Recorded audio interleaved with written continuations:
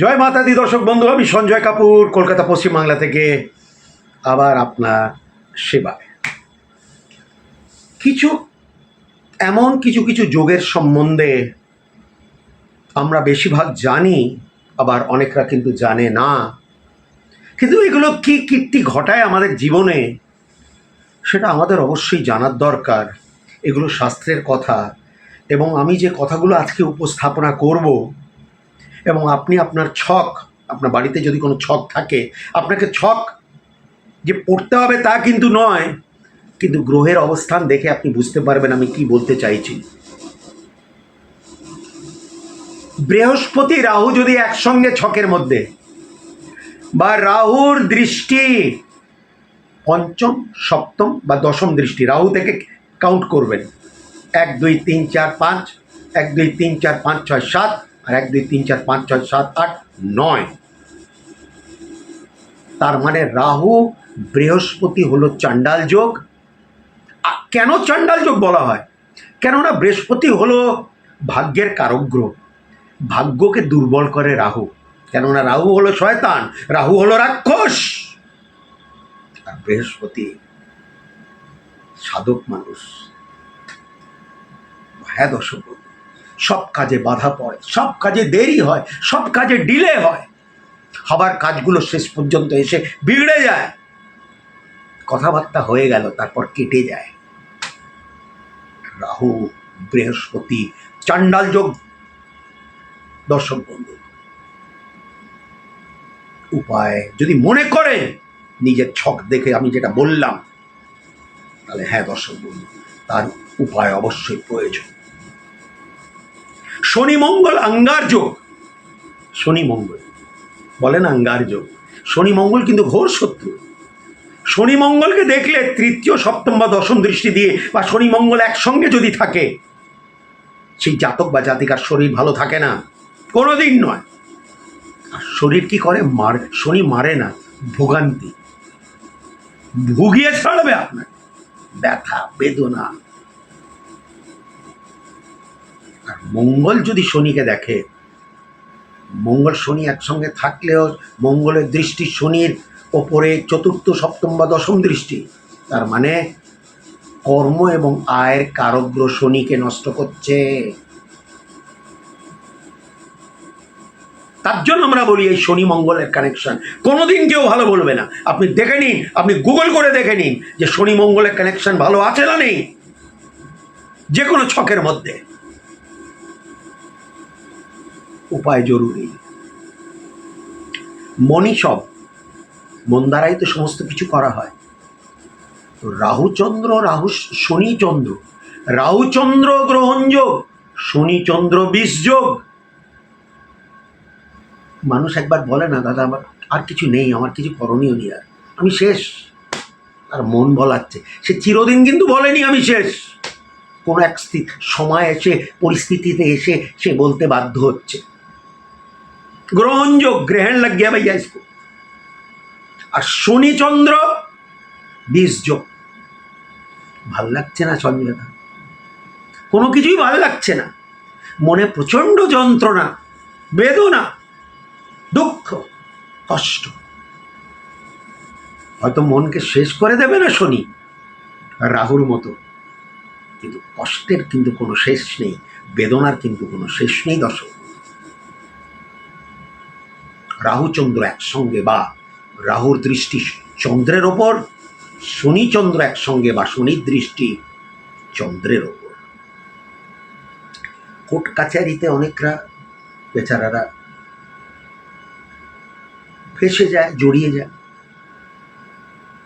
তো কোন গ্রহ আপনাকে এই মামলা মোকদ্দমাতে জড়িয়ে দেয়? রাহু। রাহু। আর একটা কেস দীর্ঘদিন চলতে থাকে, সেটা কে করায়? শনি। কেন? শনি বলে না খুবই ধিমি গতি দিয়ে চলে। শনিকে চাবুক মারলে হবে না।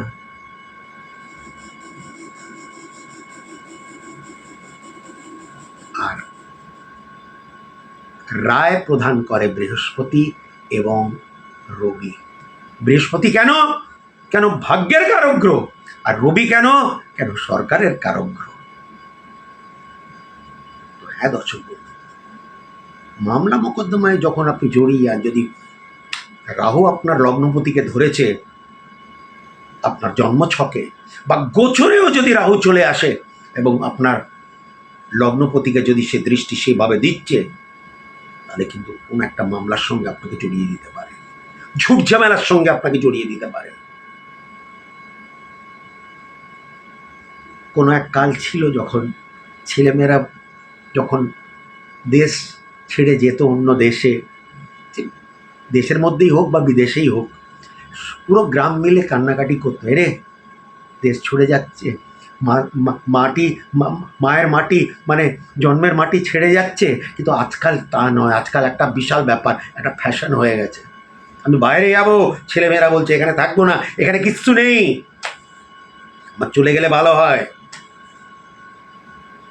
এই চলে যাওয়াটা কোন গ্রহের কীর্তি? রাহু আর শনি। রাহু হলে আপনাকে সেটেল করিয়ে দেবে, শনি হলে কয়েক বছরের জন্য আপনাকে ওখানে পাঠাবে, কিন্তু আবার ব্যাক টু প্যাভিলিয়ন করতে পারে। আর রাহু শনি কেন কেন শাস্ত্রের তো কথা, রাহুর প্রথম শনি শেষ করায় ভ্রমণ দেশ বিদেশ। স্যার, 9টি গ্রহের মধ্যে যে গ্রহকে আমরা সব থেকে কম গুরুত্ব দিই সেটা হলো কেতু। প্রচণ্ড কম গুরুত্ব দিই, আমি জানি না কি কারণে। যেখানে শাস্ত্র বলে রাহু করে রক্ষা, কেতু করে রক্ষা, কেতুকেই সব থেকে কম গুরুত্ব দিই। সরি, কেতু আপনার শরীরকে রক্ষা, আপনার টাকা পয়সার রক্ষা, কর্মের রক্ষা, ভাগ্যের রক্ষা, ব্যবসার রক্ষা, বিবাহিত জীবনের রক্ষা, চাকরির রক্ষা, শত্রু থেকে রক্ষা, প্রেমের রক্ষা,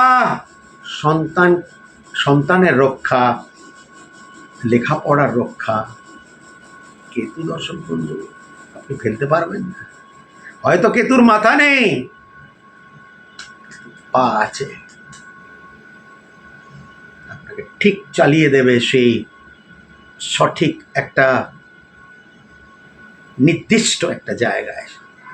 কেতু দর্শক বন্ধু, কেননা সেই কাহাওয়াত, কেতু করে রক্ষা।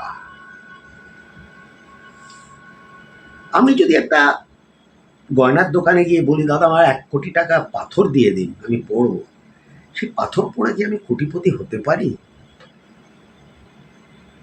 পারি না। জবাব হলো না। যার জন্য জ্যোতিষশাস্ত্র, যার জন্য জ্যোতিষের কাছে যাওয়া, ছক বিচার করানোর জন্য,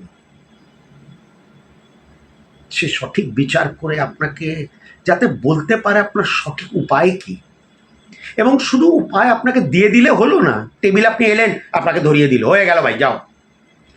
উপায়কে করতে হবে শোধন, উপায়কে করতে হবে প্রাণ প্রতিষ্ঠা।